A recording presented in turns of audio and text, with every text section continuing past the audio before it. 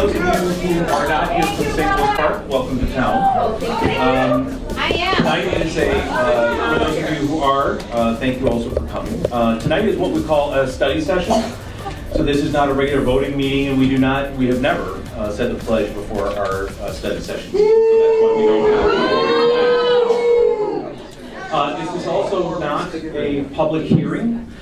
This is an opportunity for council to talk amongst themselves and to talk with staff about proposals that we're looking at. And for those of you who have looked at our agenda, you'll see there's a whole bunch of items on here, not limited to the discussion around the pledge. I have heard that some of the stated goals of the change was that there was a sense that maybe saying the pledge was left some people feeling unwelcome in council chambers. They're living in the United States. This is our country and our flag. How could it make them feel uncomfortable? Ladies and gentlemen, please, let me finish. You people. I think that it's okay for us to say, as a council, to say, you know what, we didn't think this would be that big of a deal, but clearly it is.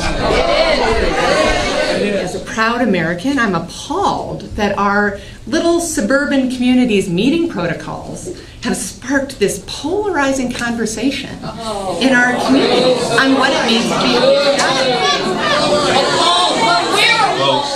And that's where I want to make sure that we continue to keep our focus on the issues that matter. And so absolutely, and so I'm just sorry that we got distracted and have had the city and the city staff and the council spend so much time on this. I want to make sure that we get it right this time, not to just take a straight up vote, but I want to get in conversation with our residents and get input on what this actually means and what will have meaning. And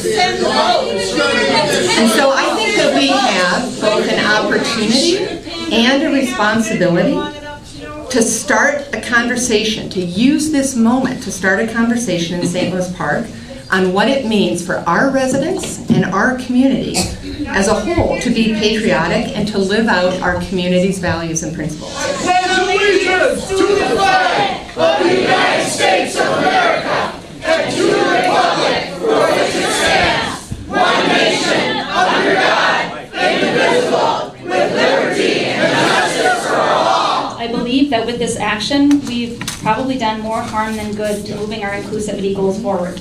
So whether or not we ultimately return to reciting the pledge before every council meeting, every other meeting, once a month, or never, I think we should be more thoughtful about it this time. When something gets busted open, it can be an opportunity to put it back together again a little differently and maybe even better.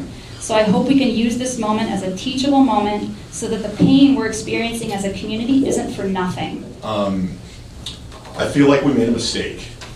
And if a mistake is made, then we rectify the mistake. I don't think that taking this deep dive about, the mistake that we made is going to help us with our city business, personally. So that's why I don't know that I'm there yet, but we can still have that discussion. So that's what I'll say at this moment. Maybe we'll have more. Oh, thanks.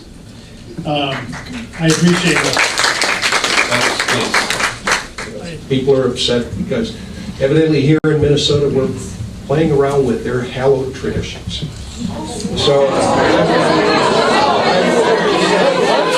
and it's not just showing up and protesting when somebody's angered you.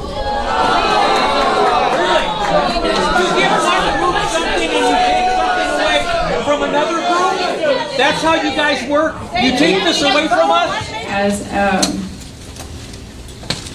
a council member, I took an oath to uphold the Constitution And in that Constitution, we speak, or it speaks to separation of church and state. The pledge itself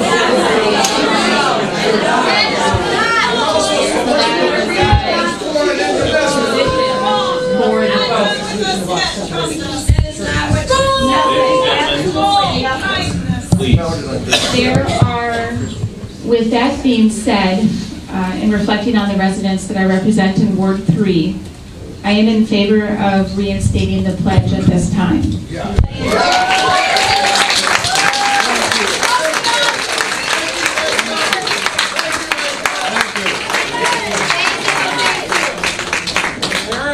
I just wanted to, I think suggesting we have a quick, we move quickly to reinstate the pledge.